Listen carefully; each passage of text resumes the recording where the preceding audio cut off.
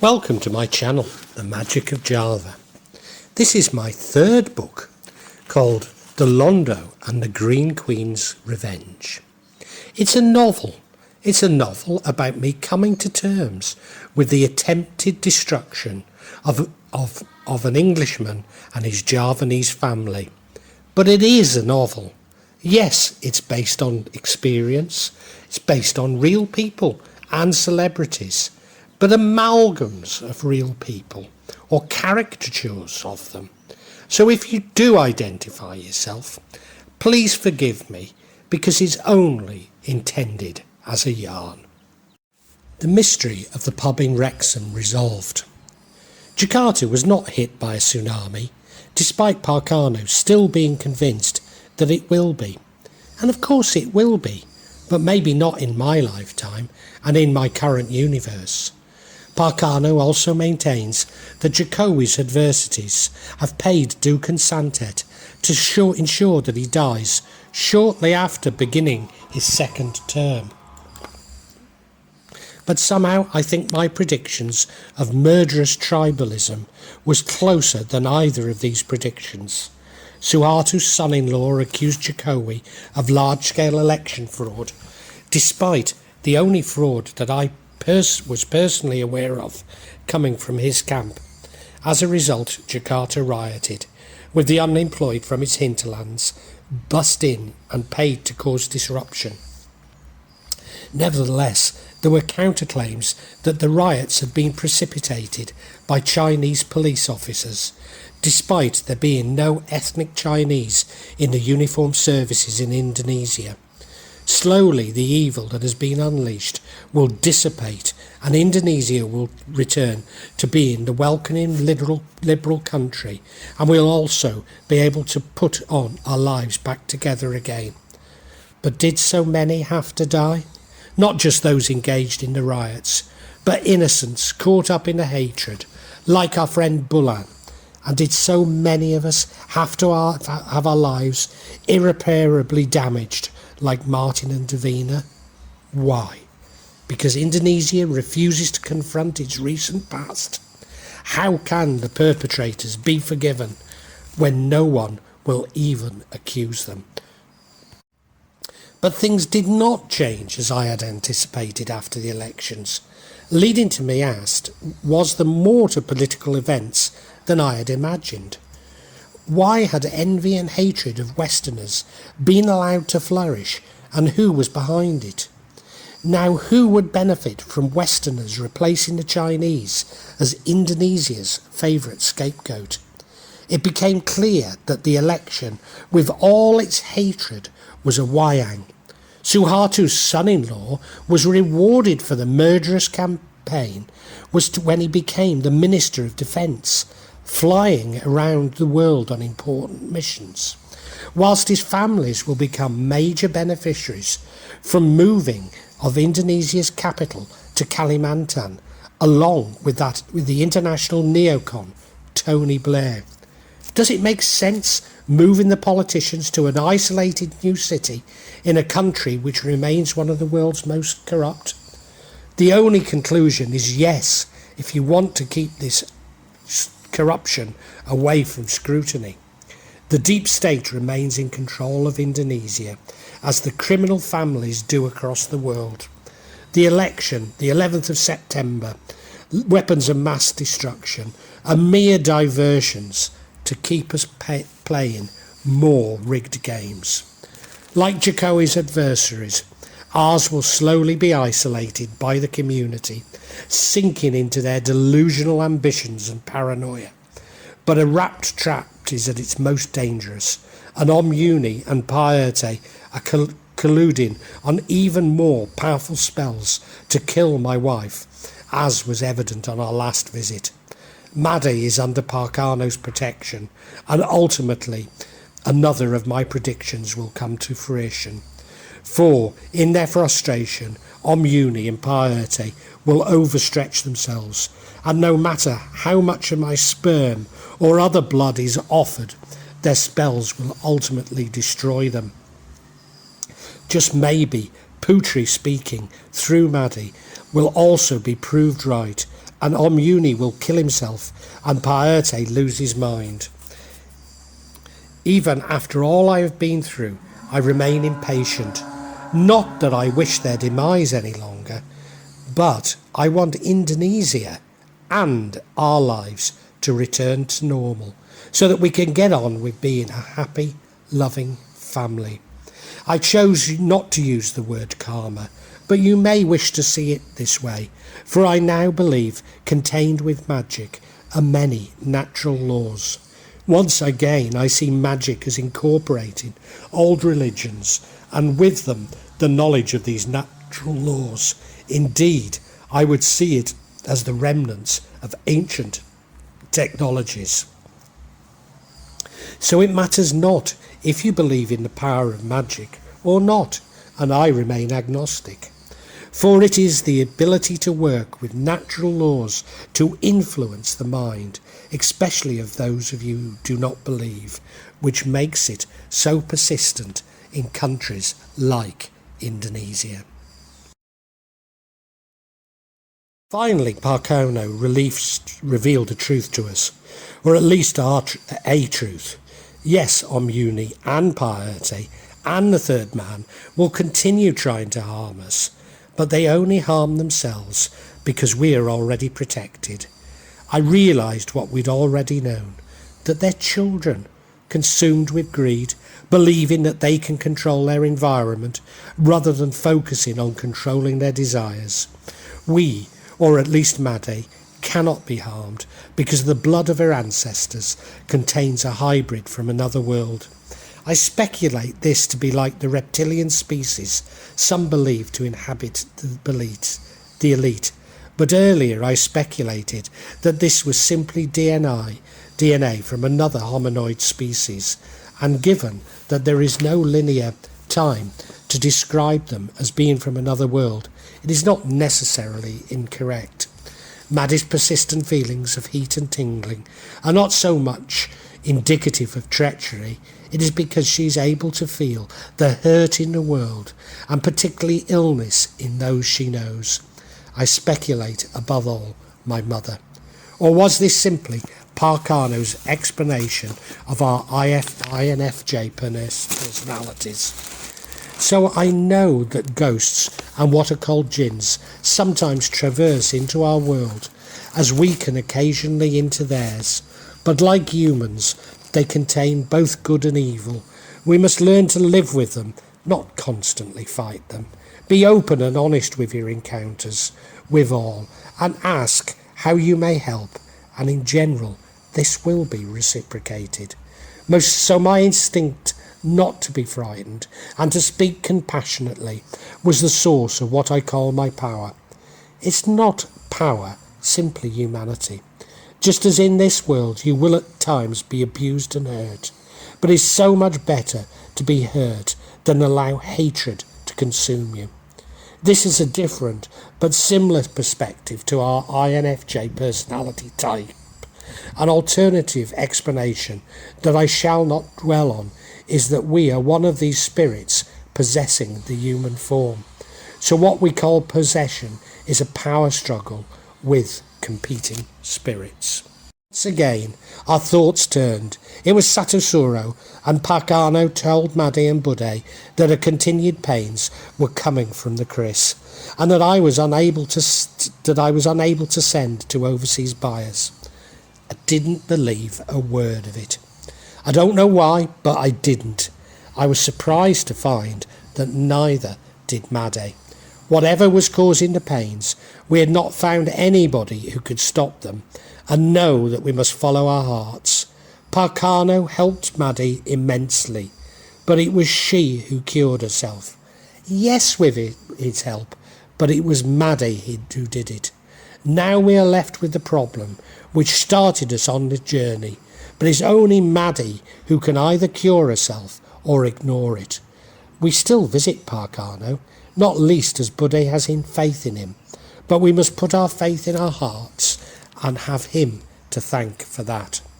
But sorrow had ended Before sorrow had ended, Maddie dreamt of two snakes. One shed its skin, whilst the black one escaped to the west. Parkano interpreted this to be about Bude, because Bude and Mas Pradipta's time with us came to an end. Of course, it was well past the time they should really have left us, and in particular, Maddie to become Ratu in her own home again. But being Indonesia, it had to end in trauma. I used to think that Indonesians were such masters at dealing with emotions, but in truth, they have mastery in manipulating the emotions of others. The actual issue which caused the dispute is immaterial, but it would have been so much better had we been able to discuss our situation and feelings as adults. Nevertheless, the way the dispute escalated was almost identical to the one I was at the centre of when Maddie was losing her mind, but not wanting to leave Maddie, I relented. By the time had come to spend more time in Jakarta. Not that this was my wish, but Maddie needs to be with her daughters. Somehow, I cannot help but feel that this was the compromise we had all secretly been wishing for, including Bude. So is the explanation more to do with will? Needless to say that most of our family believed the Dukens brother to be behind Bude's temper, and maybe he was, but I doubt if this was his mastery in magic. Simply Bude was annoyed by his constant games. Or was this really a compromise for Bude? You see, I am left thinking that Bude lost her temper a little too easily, especially as I had loaned them some money from their future wages to build a home in Banyumas, and Mas Pradipta really needed to be there to oversee its construction. A long time ago, I asked a Bude who I could trust in Indonesia, but now I have my answer. Is there a silver lining? Well, now I realise that I cannot run. Our fate in Indonesia is to be discriminated against and cheated with no escape route in the UK. Nevertheless, the Dukens' will to remove Bude coincided with her will to return to Banyumas, with Maddie to be in Jakarta, and mine to have Maddie to myself again. So, as ever, there are explanations which involve greed and others, the paranormal, all equally valid. Bude and Mas Pradipta's leaving put further thoughts into my mind. Was Mas Pradipta the third man, and Bude the middle-aged lady in the pub in Wrexham? If so, my dream of a single conspiracy between Omuni, Paerte and Mas Pradipta, everything else was simply others seeing an opportunity in our weakness. Whilst Omuni and Paerte had designs on our home in Jakarta, Mas Pradipta's share was our house in Gunung Kidul. So I was right. He was preparing it for Bude and himself. There is a further interpretation which I will share with you, but consider only fleetingly. If Bude had been a part of this conspiracy from the start, then her pains were simply to plant the seed in Maddie's mind that something was amiss. So too was the visit to Empire, which I was always somewhat suspicious of, and but one example of how my wealth has been callously squandered by Mas Pradipta and Bude. I could go on. What about Master Kanchara's death? Better not to contemplate it.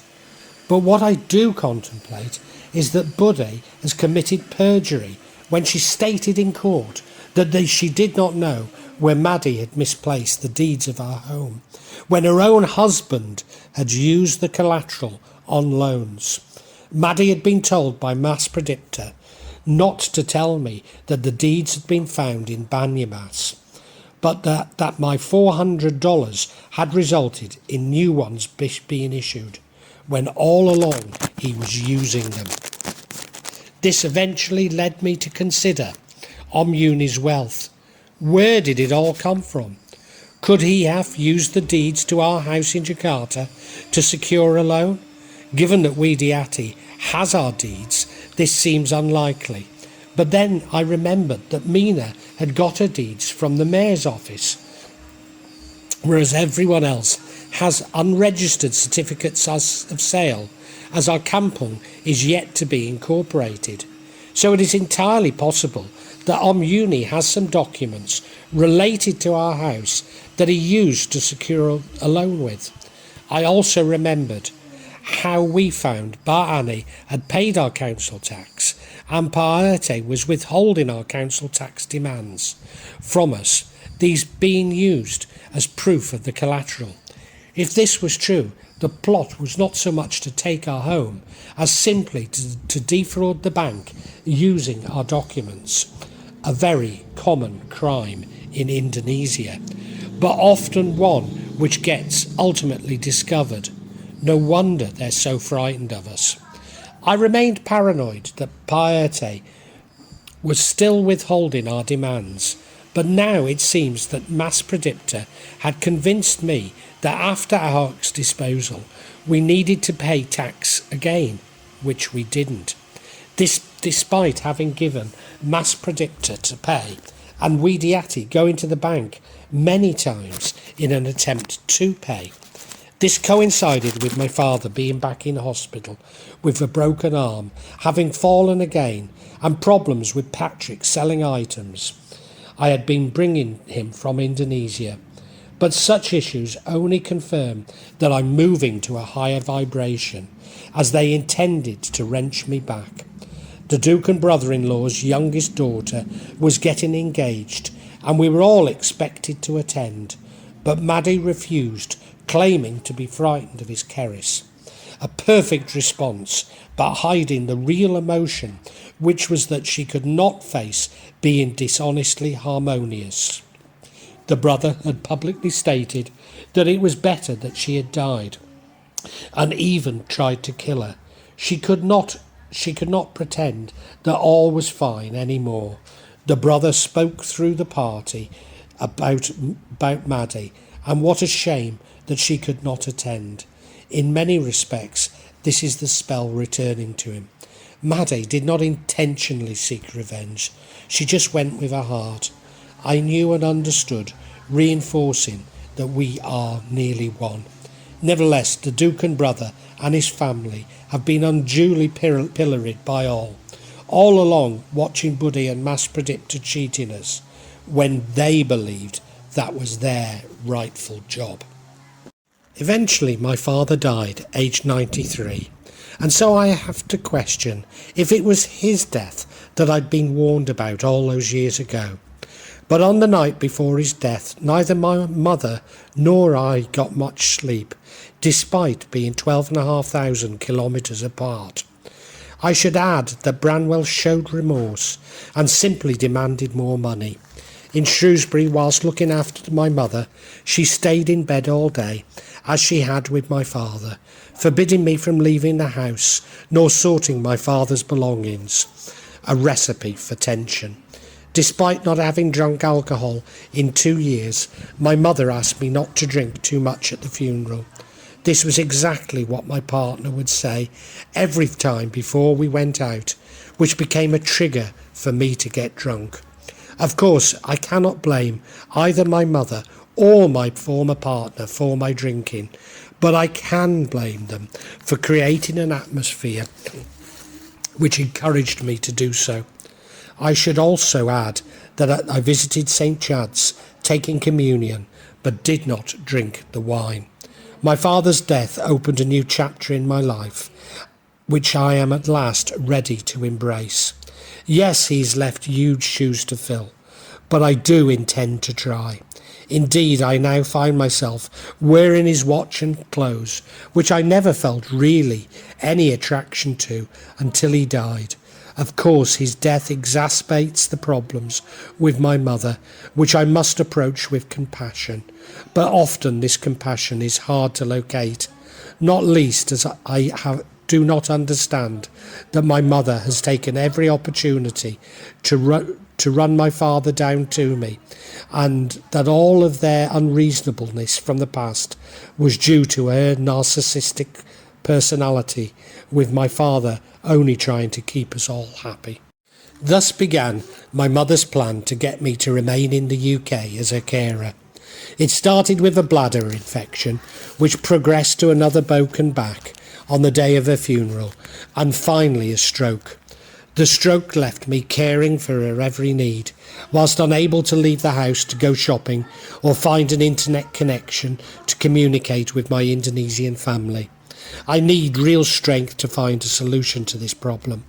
My cousin has already counselled me that I need to be firm, as he did with Branwell, but both have rights that I'm unwilling to infringe. Despite being preoccupied with my mother and no interconnection, I received a message from Bude asking for her and Mas Pradipta's job back. I immediately responded no, that especially with my mother left all alone, I dare not spend any more money in Indonesia, especially on services we neither wanted nor appreciated. I hadn't even checked with Maddie on her opinion, but eventually I found her to be even more adamant than I. During my absence, Mas Pradipta had been running us down to all who would listen and posting derogatory comments on his WhatsApp profile, but I later found that all were as amused by his actions as we were. Furthermore, Maddie's pains had gone, even in Jakarta, so they were either being sent by Mas Pradipta or it was Maddie's own body warning her of the subterfuge. I realised that Mas Pradipta's aggression was simply a smokescreen to avoid paying me back what he had borrowed from me. Being an INFJ, Maddie wanted no more to do with her elder sister and her husband, and of course that was the intention. On returning to Gunung Kidul, Parkano confirmed Mas Pradipta was indeed the third man, but not until I had let him know that I'd already worked it out. He was uncommittal as to who was the lead conspirator, but maybe like me, Parkano really isn't sure. Indeed, whilst we were all clear that they had conspired, we were unsure over the strength of this conspiracy and their trust in each other. However, he did explain their irrational behaviour, claiming that at Suro they needed to return to where they had made their spells, which was presumably Banyumas. Implied in Parkano's assessment was that the spells were returning to adversaries, and given that the most dramatic reaction was Maddie's descent into madness, then madness would haunt our adversaries. But just as my money had been wasted on Dukens and Paustads searching for a solution to Maddie's problems, now Omuni, Piety and Mas Pradipta is on Dukens in a futile attempt to kill us. We cannot take any comfort in this and must continue to ask Allah to bless them. But it seems to me that this was the revenge of the Green Queen. In Gunung Kidul, there was much to do in the garden and repairs around the house, as we began to discover how both Mas Pradipta and Bude had simply done the surface work, metaphorically sweeping the dirt under the carpet. But eventually we found that the work, far from being full-time, and rather enjoyed the occasional manual excursion. Maddie was no longer troubled by constant pains, but we were all too aware of malevolence being sent on Monday night. Yes, we occasionally have sleepless nights and unusual pains, but this simply reminds us of how lucky we are to be alive. Thus, the two INFJs become one, and to the complete misunderstanding of all around. We have learnt through bitter experience that revenge is the least appropriate reaction when you are faced with a concerted black magic assault. But it would seem that revenge is indeed what is now happening. We never believed that Mas Pradipta was behind any of our problems, and still don't, But maybe his loose tongue to his now son-in-law did indeed cause our problems with the Preman when we decided to build a home in Gunung Kidul. His daughter married the Preman, and they had a lovely daughter. But the Preman quickly abandoned them, spending his money on Chui in the next desa. He also sold his wife's motorcycle to spend on Chui, meaning that it is difficult for her to leave her parents' home. Such was Mas Pradipta's daughter's anguish that she developed breast cancer and had a mastectomy. The Indonesian Health Service having a preference for surgery, but this is only accessible through the state insurance after the patient is likely to have died. The son-in-law got drunk on Chui, then goes to Mas Perwa's house late at night, threatening to kill Mas Perwa, and then Paduku when he became involved. Unknown to us, Mas Perwa's soldier son was having extramarital problems and had a nikasiri with a girl from his barracks in Solo. Whilst pretty, the girl looked like those girls who can be found around barracks the world over. The family were distraught, not helped by them keeping their problems to themselves, especially since the new wife claimed to be blackmailed to keep the infidelity from the regiment's commander as it broke military regulations. No sooner had I written this and the son died of COVID. Although the body was brought to the house, the army prevented his family from seeing anything below the head and guarded the grave for 7 nights. A microcosm of my experience in Indonesia, but also of world events. But if we have hope, then such problems dissipate. Just as I had heard that Manchester City had their youth ban overturned, I heard that the army had arrested 13 of the son's comrades on suspicion of murder. Of course, it'll come as no surprise that I had predicted problems and a court case and justice in my tarot. The Dukens' brother-in-law arranged a large and lavish wedding for his youngest daughter, despite him being desperate for Maddie and I to attend, and with me probably having indirectly paid for the wedding. He did ask for a loan, which naturally would not have been repaid, and so would have meant direct payment. Maddie and I were not keen to join in, and conveniently booked a holiday in Bali. It would seem that Maddie did not want to be paraded in front of the new in-laws as the cosmopolitan relative. Certainly not only 1 year after her brother stating that it was better she died because of the shame she had brought to the family. Just as I did not want to be the bully equivalent of an Uncle Tom, or white monkey as they're called in China, spending most of my time in Indonesia being forced into an Uncle Tom role. We came home from Bali. We found that our garden a little wrecked and littered, whilst items like our solar lights and Buddha statues broken, indicative of a large number of disrespectful people using our garden during the wedding. But neither Maddie nor I were too upset, and have been looking more kindly on the Duken and his family since Bude's departure. Given the revelations about mine and Maddie's INFJ personalities, I bought a tarot deck and set about getting further in touch with my sensitive side, practicing my interpretation as I read Mas Perwa's daughter's cards, and it was clear to me that she had moved on from her husband. Was this precognition of her brother's murder? That she would probably be happy with another, and that were difficult times ahead. I also read the cards for the Duken's oldest daughter. When the Duken's oldest daughter asked me about her work making gifts from bamboo, but the cards told me that she was actually worried about family issues, and in particular that someone had, or she thought was about to take something from her family. To say she was gobsmacked is an understatement. Here I was, a bully, having a more profound insight into what was happening than her Duken father. You see, her young sister's husband wasn't working and had already pawned his wife's gold necklace, whilst the family had visited the Dukens in an attempt to take the motorcycle.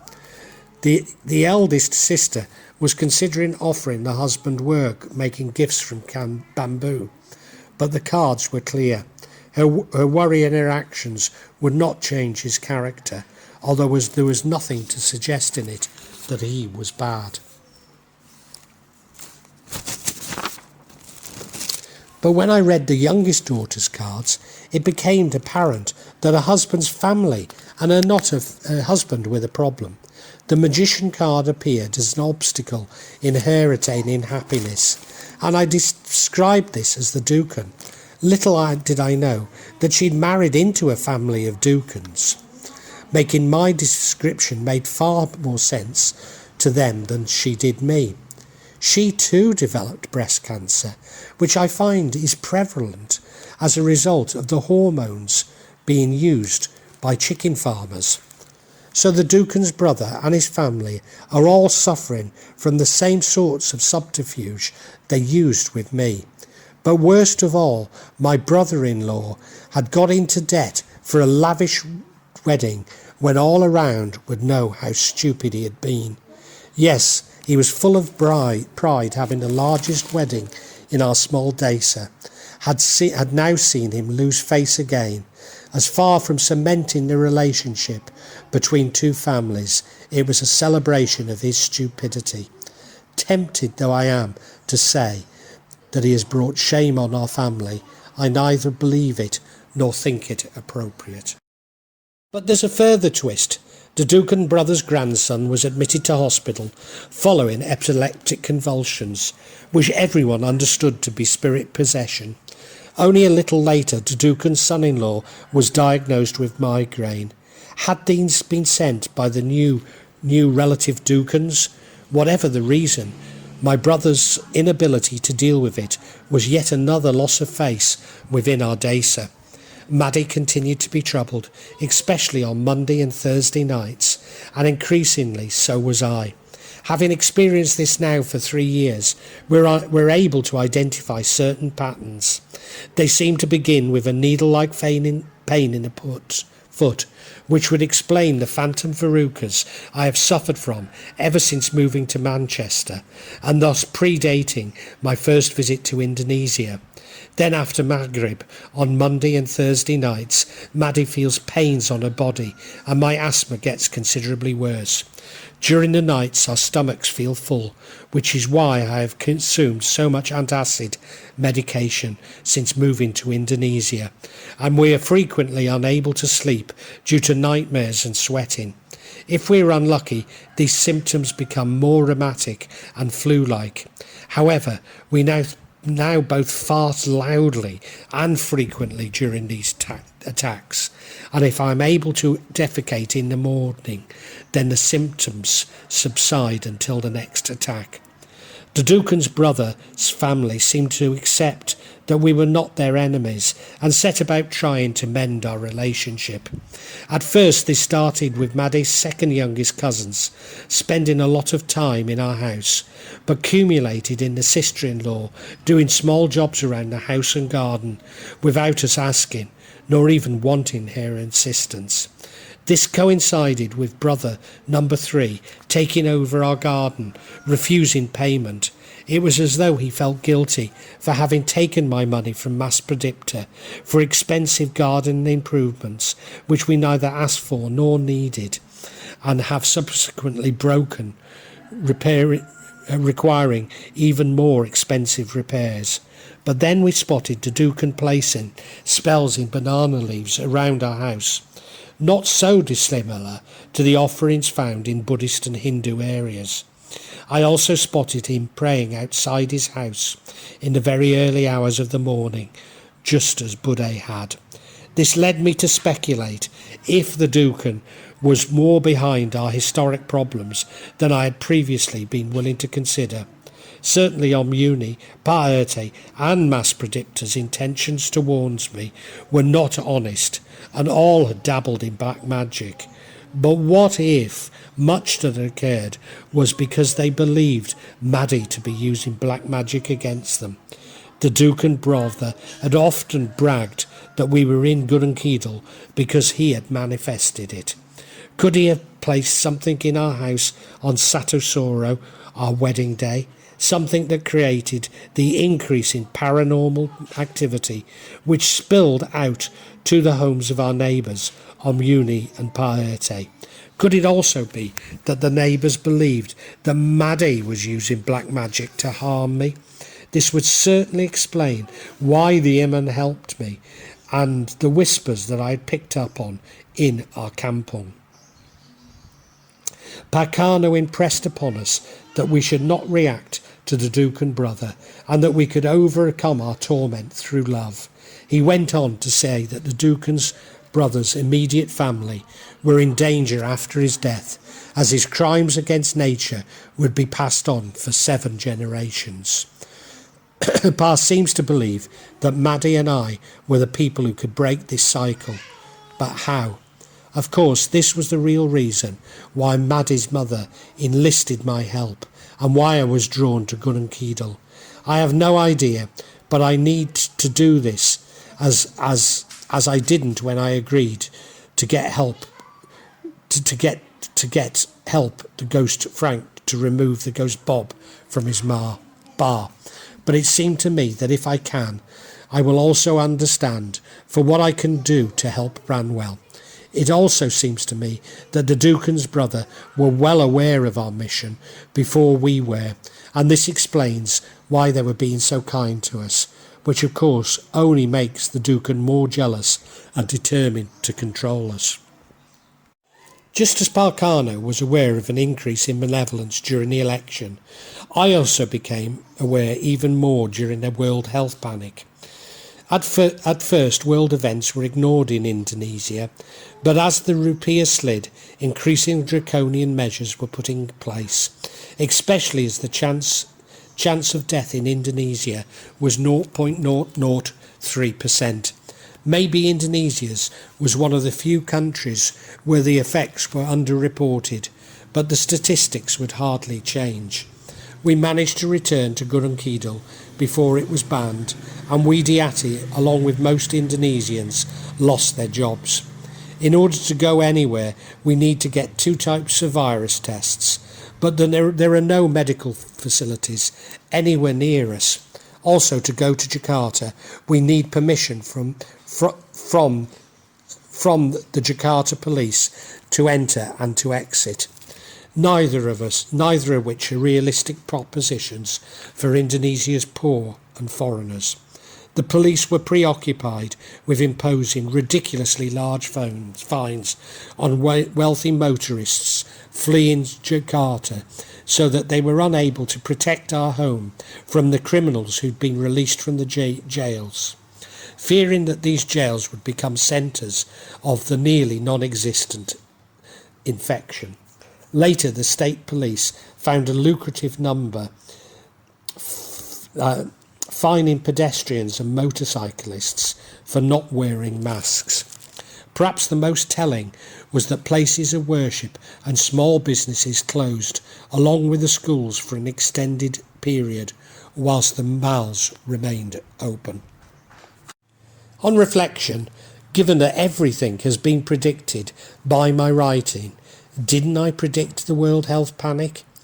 Has everything I've experienced been a preparation for this panic? Certainly, if there is a grain of truth within the truth movement and amongst the so-called health deniers, then the crimes against humanity and evil that has been released would result in further evil.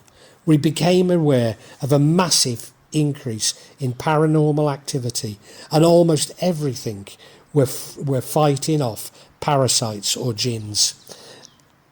As ever, love and a positive attitudes were the key.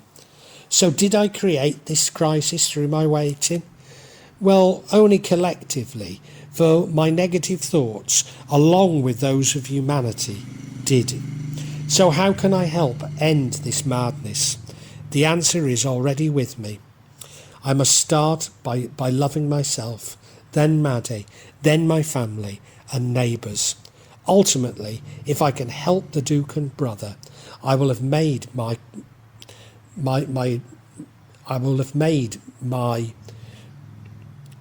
condition to society. Nothing as grand like Martin's plans, but that's the point. I was reminded of the themes which have been preoccupying me for so many years now. The shift to being able to access many goods and services, and the increasing difficulty in actually doing this. The use of artificial intelligence to automate services, but actually just means that customers cannot get satisfaction and simply give up. The gradual banning of cash, restrictions on people's movements between countries, the destruction of my own business, and the increasingly anti-entrepreneurial legislation and agendas of government officials. The attempts by governments to annihilate personal savings and make their populations dependent on them. The massive and unprecedented increase in surveillance, attempt to divide the population, making people so fearful of their neighbours that they demand greater security, and also even darker suspicion which arose from my father's death, but is so evil I cannot commit to paper. As everything I have written has come true, despite me having found significant evidence of this evil. Could it be that I'm creating my world, and along with it the health panic? At the visit to Parkano, I asked him if it was possible that my writing was creating my universe, and he responded yes. But I got the impression that he was referring to collective consciousness of mankind and not the individual ego. After all, this would be godlike. I also explained that I'd realised that Pasteur's germ theory was flawed and that disease came from within the person, possibly assisted by poisons. That I was unsure about the natures of jinns, but believed jinns and viruses to be the same, to which he agreed. Despite believing these to be internal and created within our minds, I also believe that they can be sent. I am happy to live with this seeming contradiction, as ultimately all knowledge is a contradiction. But I now know that energy and thoughts may have been sent, that this is the most likely explanation for the overwhelming malevolence I now feel. Maybe, however, I now understand my mission, for if I can help my Dukens brother and his family, then I can influence my universe for the better. So we're expected to influence our universe in ways, whilst difficult, we can achieve. Unlike Martin's quest for a huge benevolent request. Maybe, however, I can now understand my mission, for I can help my Dukens brother and his family, then I can influence my universe for the better. So we're expected to influence our universe in ways which, whilst difficult to achieve, unlike Martin's quest for a huge benevolent request, it would seem that increasing numbers of people are realising what I have, and that we have and are being lied to and manipulated by governments and international organisations. Nothing in the response to the health panic made any sense, and we all asked to believe the unbelievable, that dyeing a beauty spot black and stalking ramblers with drones is in some way necessary, even justifiable. A health panic which I have believed and devoted my life to was exposed as lies and hegemony, meaning that my entire life has been for nothing.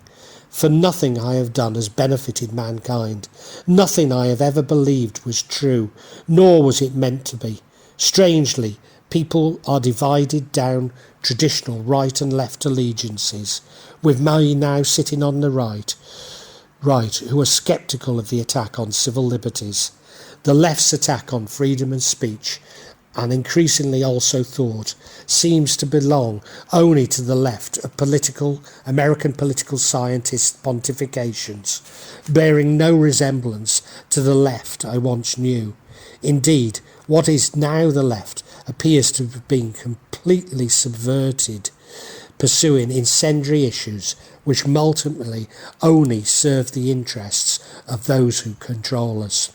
But I now understand politics, governments and international organisations are a part of this hegemony which has been exposed and possibly eroded. Nevertheless, I cling on to the smaller mission I have been given to resolve the wrongs of my adopted family. Out of the blue, we received messages from Kiki that his wife, it would seem to be, that the cheated pilgrims are demanding more compensation from his wife, and she will go back to court if it is not paid. So Kiki, the richest of our relatives, now working again as an engineer and owning a car, but having forfeited his properties, is asking for me to pay. Under normal circumstances I would, but I've learnt that he would never have any intention of paying me back, even if this leads to my ultimate destitution, and most probably would lead to even more distrust between us, as it has with Bude and Mas Pradipta.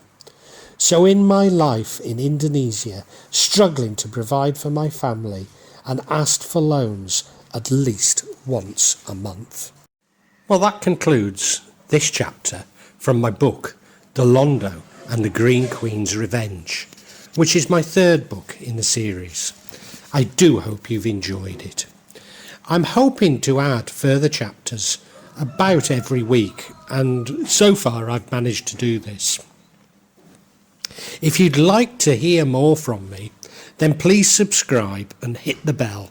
That way you get notifications of when a new chapter is released.